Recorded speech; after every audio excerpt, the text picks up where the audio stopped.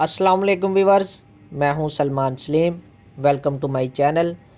Viewers, आज का हमारा पहला लेक्चर है माइक्रोसॉफ्ट एक्सेल ट्यूटोरियल का। वीवर्स, अगर आप माइक्रोसॉफ्ट एक्सेल में काम करना सीख लेते हैं तो आपको किसी भी प्राइवेट कंपनीज़ में जॉब मिलना इंतहाई आसान है। इसके अलावा हर किस्म के बिज़नेस को ग्रो करने के लिए, बिज़नेस को मैनेज करने के लिए एक्सेल जो है बहुत ज़्यादा काम आने वाला सॉफ्टवेयर है। तो आए आज का पहला लेक्चर जो है स्टार्ट करते हैं।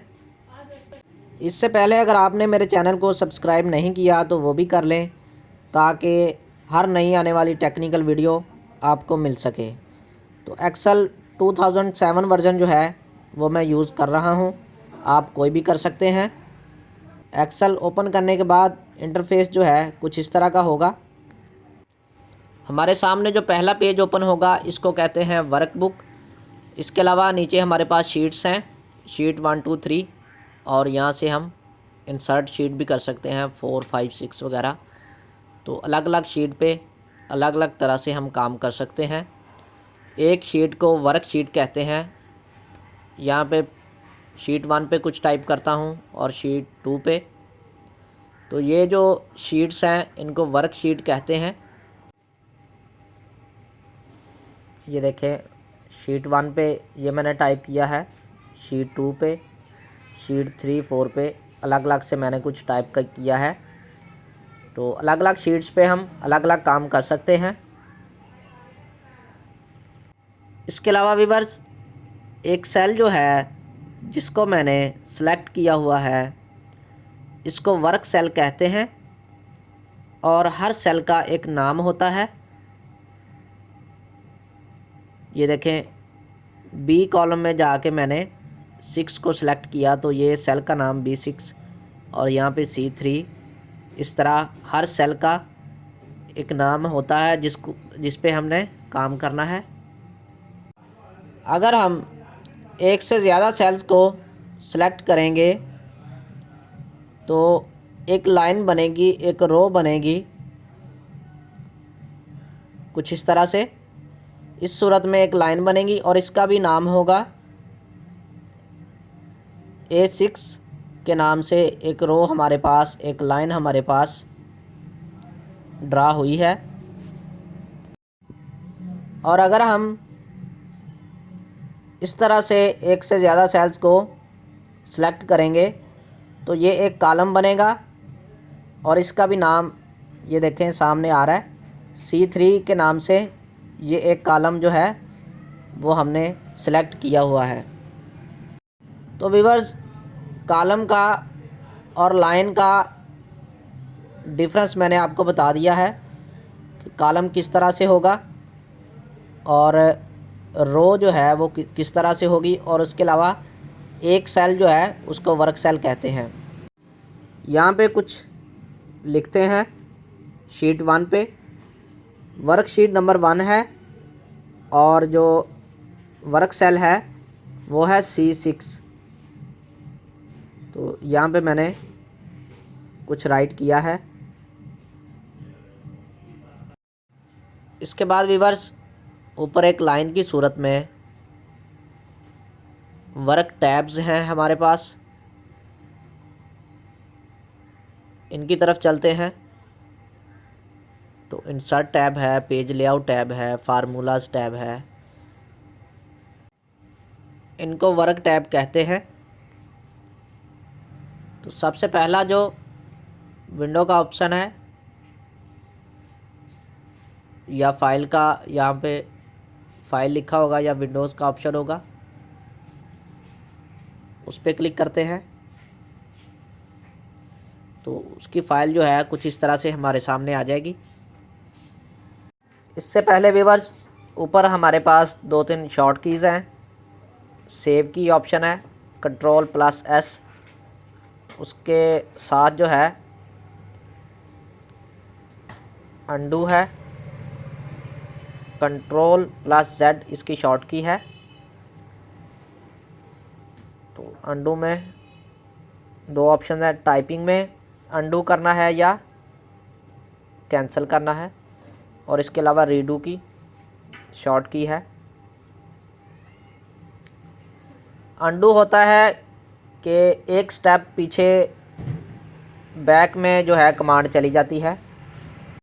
पहली जो फाइल है व्यूअर्स, उसमें इंटरफेस कुछ इस तरह का होगा। यहाँ पे सबसे पहले न्यू है, न्यू फाइल, ओपन, Ctrl+O इसकी शॉर्ट की है। उसके बाद सेव है, Ctrl+S।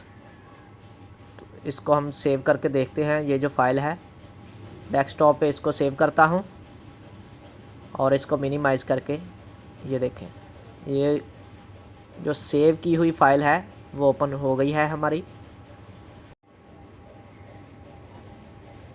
इसके बाद हमारे पास है सेव एज़। सेव एज़ में कुछ ऑप्शंस हैं, किस फॉर्मेट में हम फाइल को सेव करना चाहते हैं। तो यहाँ पे काफ़ी सारे ऑप्शंस हैं। सेव एज़ में फ़ाइल का नाम जो है वो हम यहाँ से चेंज कर सकते हैं। जो फ़ाइल हमने जिस काम के मतलब हमने बनाई होगी उसका नाम हम चेंज करके उससे सेव कर सकते हैं। उसके बाद है प्रिंट का ऑप्शन। प्रिंट में कुछ सेटिंग्स हैं हमारे पास। प्रिंट प्रीव्यू, ये देखें प्रीव्यू जो है प्रिंट का कुछ इस तरह से आएगा। उसके अलावा प्रिंट में ये देखें, यहाँ से सिलेक्ट कर सकते हैं कौन सा प्रिंटर हमने यूज़ करना है, कितनी कॉलम्स और रोज़ होंगी। तो यहाँ से प्रिंट की हम सेटिंग कर सकते हैं। इसके बाद प्रिपेयर का ऑप्शन है। इसमें कुछ ऑप्शंस हमारे पास अवेलेबल हैं। सेंड है, सेंड ईमेल, फैक्स वगैरह, फाइल को सेंड कर सकते हैं। पब्लिश है और क्लोज़। तो आगे आने वाली वीडियोस में हम तफसील के साथ इन पे काम करेंगे। तो इससे आगे चलते हैं इंसर्ट के टैब पे। इंसर्ट के टैब में कुछ ऑप्शन हैं। पिवट टैब है, उस पर क्लिक करते हैं तो कुछ इस तरह से एक टेबल हमारे सामने आ जाएगा। इस पे हम आने वाली वीडियोस में तफसील के साथ काम करेंगे। उसके बाद टेबल का ऑप्शन है। टेबल हम ड्रा करना चाहते हैं यहाँ पे, तो उसमें भी कुछ ऑप्शन हैं, कुछ सेटिंग्स हैं जिनको हम अपने हिसाब से सेट कर सकते हैं।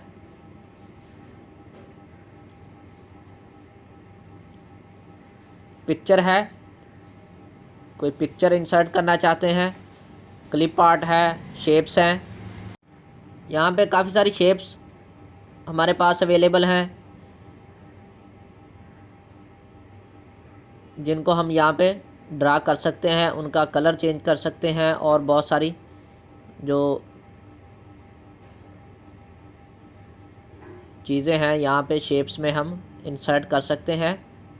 इन पे भी हम तफसील के साथ काम करेंगे। फ़िलहाल बेसिक चीज़ें जो हैं आज के लेक्चर में हम देखेंगे। यहाँ पे काफ़ी सारी शेप्स ये देखें अवेलेबल हैं हमारे पास।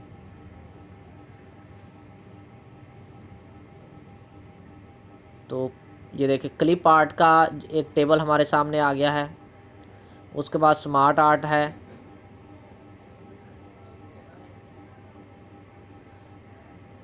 और कॉलम का ऑप्शन है। कॉलम जो है कुछ इस तरह से हम सेटिंग कर सकते हैं कॉलम की। इस टूल पे भी हम तफसील के साथ काम करेंगे। कि कॉलम की जो है वो सेटिंग्स अपने हिसाब से किस तरह से हम बना सकते हैं। इसके बाद व्यूअर्स लाइन का ऑप्शन है। यहाँ से हम मुख्तलिफ़ तरह की लाइंस जो हैं वो ड्रा कर सकते हैं और 3D लाइंस भी यहाँ से हम कर सकते हैं। पाई का ऑप्शन है, 2D पाई, 3D पाई। इसमें कुछ शेप्स हैं हमारे पास। बार का ऑप्शन है, एरिया का ऑप्शन है। यहाँ से हम 3D डिज़ाइनिंग जो है वो कर सकते हैं। 2D और 3D दोनों में काम कर सकते हैं। टेक्स्ट बुक का ऑप्शन है। टेक्स्ट बॉक्स में हम किसी भी जगह पे जो है टेक्स्ट बोर्ड ड्रा करके उसमें टेक्स्ट लिख सकते हैं। वर्ड आर्ट, यहाँ पे कुछ फ़ॉन्ट हैं हमारे पास, किस फ़ॉन्ट में हम लिखना चाहते हैं। सिग्नेचर लाइन और सिंबल्स वगैरह। सिंबल्स में काफ़ी सारे सिंबल्स यहाँ पे हमारे पास हैं। तो इसमें कुछ स्पेशल कैरेक्टर्स और सिंबल्स हम ड्रा कर सकते हैं यहाँ पे। इसके अलावा ऑब्जेक्ट का ऑप्शन है। कोई ऑब्जेक्ट जो है वो इंसर्ट कर सकते हैं। तो ये कुछ इस तरह से इंसर्ट के टैब में काफ़ी सारे ऑप्शन हैं जिनके अब तलक तफसील के साथ हम काम करेंगे। इसके बाद है पेज लेआउट। पेज की सेटिंग के लिए सबसे पहले थीम्स हैं। ये देखें, जिस थीम पे मैं जो है जाता हूँ तो पीछे से बैकग्राउंड जो है वो चेंज हो रहा है। इस तरह से हम कुछ थीम्स यहाँ से बैकग्राउंड जो है अपना जो पेज का थीम है वो यहाँ से चेंज कर सकते हैं और इसमें कलर्स भी चेंज कर सकते हैं। काफ़ी सारे कलर्स हमारे पास हैं।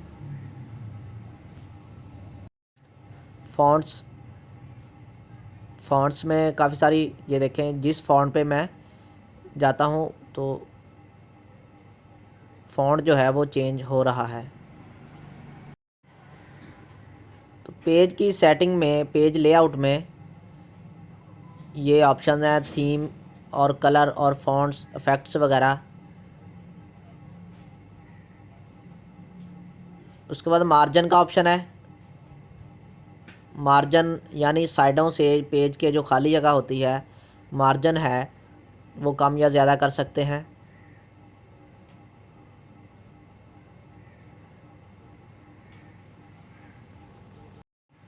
इसके बाद पेज लेआउट के टैब में ये देखिए साइज़ है, ओरिएंटेशन है, पोर्ट्रेट और लैंडस्केप। इसके बाद साइज़ है। साइज़ हम सेट कर सकते हैं। A4 पे मैंने क्लिक किया है तो ये A4 का एरिया जो है वो शो हो रहा है पेज का। और print area, set print area, कुछ ऑप्शंस जो है इन पे हम काम करेंगे।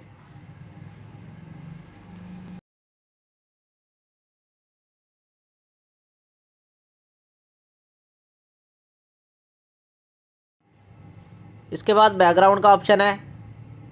पेज का बैकग्राउंड जो है वो भी हम अपने हिसाब से सेट कर सकते हैं। प्रिंट टाइटल्स, और इसमें पेज की विड्थ और हाइट यानी लंबाई और चौड़ाई जो है वो सेट कर सकते हैं। उसके बाद स्केल है और बहुत सारी यहाँ पे ग्रिड लाइंस और हेडिंग्स हैं और कुछ इस तरह से पेज लेआउट में। उसके बाद चलते हैं फार्मूलाज पे। तो यहाँ पे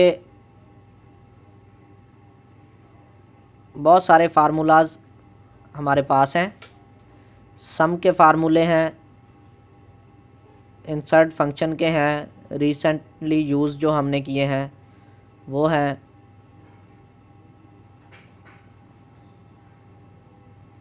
फाइनेंशियल फार्मूलाज, लॉजिकल टेक्स्ट, बहुत सारे यहाँ पे फार्मूले हैं जिनको सीखना बहुत ज़्यादा ज़रूरी है। तो आगे हम इन फार्मूलों पे अलग अलग से काम करेंगे और इनको सीखेंगे।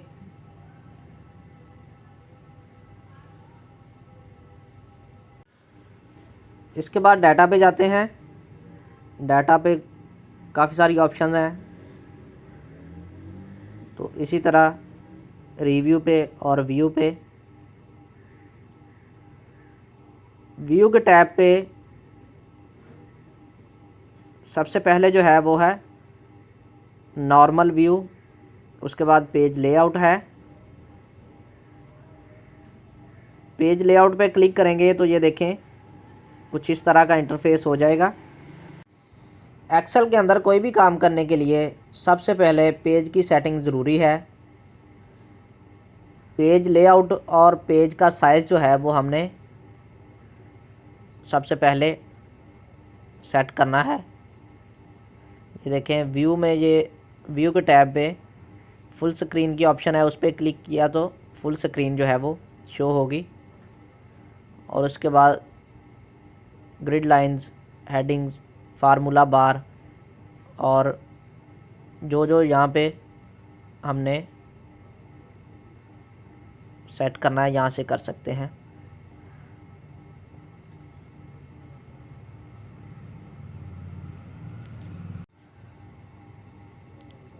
पेज काम करने से पहले पेज की सेटिंग करने के लिए व्यू पे जाके पेज लेआउट पे जाएंगे और उसके बाद पेज लेआउट पे जाके उसका साइज़ जो है वो A4 सेलेक्ट करेंगे। तो कुछ इस तरह से हमारा जो पेज है वो हमारे सामने आ जाएगा।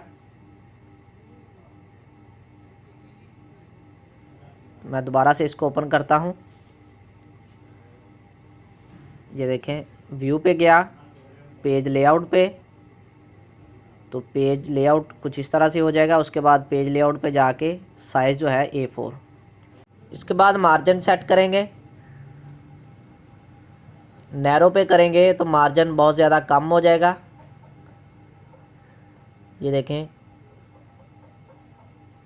उसके बाद वाइड पे करेंगे तो ज़्यादा हो जाएगा मार्जिन, नॉर्मल पे नॉर्मल होगा। तो व्यूअर्स, काम करने से पहले हमने व्यू पे जाके पेज लेआउट पे जाना है और उसके बाद पेज लेआउट पे जाके उसका साइज़ जो है A4 सेलेक्ट करना है। ये मिनिमाइज़ करके मैं आपको दिखा रहा हूँ। तो ऐसा करने से हमारा पेज जो है वो सेटिंग हो जाएगी और उसके बाद हमने काम स्टार्ट करना है, क्योंकि प्रिंट आउट के लिए नॉर्मली जो है A4 साइज़ का पेज यूज़ होता है। ये मैं जूम कर रहा हूँ यहाँ से। तो अब हमारा जो पेज है उसकी सेटिंग हो चुकी है। अब हम अगली वीडियो में इसके ऊपर काम करेंगे। यहाँ पे जो हमने डिज़ाइनिंग करनी है या लिखना है वो अगली वीडियो में करेंगे।